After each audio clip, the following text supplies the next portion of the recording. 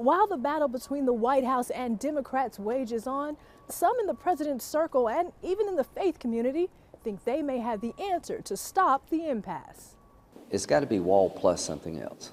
According to Senator Lindsey Graham and a handful of other Republicans, that something else could include legal work permits for so-called dreamers. He's not alone. Reverend Samuel Rodriguez made his point clear, writing, "The time is now. Fund the wall and give us DACA." That's a tough pill for both conservatives who say it's too close to amnesty and Democrats who offered a similar deal last year that the White House ultimately rejected.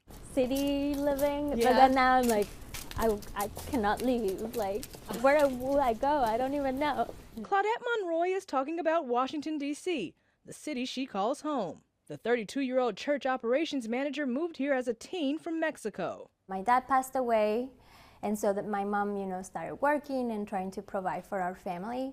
I ended up having to drop out of school in 5th grade to be able to stay home with my little sister. Her road to opportunity hit a wall when she learned her true legal status years later. The Department of Homeland Security is taking steps to lift the shadow of deportation from these young people. Then President Obama opened a door for people like her to legally live and work here. I had this amazing thing for a few years of my life, and then it can just be taken away. Why haven't you pursued your citizenship?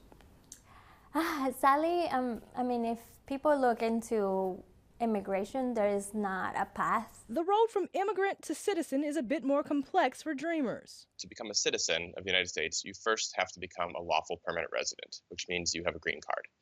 And there's particular ways that someone might be eligible to apply for a green card: through a family sponsor, through an employer sponsor, usually if you're very highly educated, if you are granted refugee status, having fled persecution. Most people who we now consider dreamers never fit into one of those categories. Monroe knows she's a success story, an illegal immigrant with a college degree and a job she loves.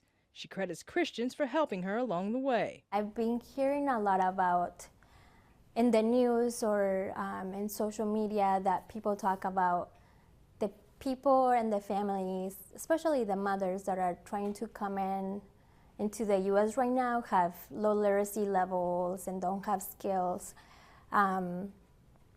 And for me, I think that what made the difference was the people that came around me. Now she says she wants to make a difference too. I go on prayer walks around our city. I do prayer walks around the Capitol and the White House, because sometimes I just feel like I can't do anything, but I'm like, well, God can. Amber Strong, CBN News, Washington.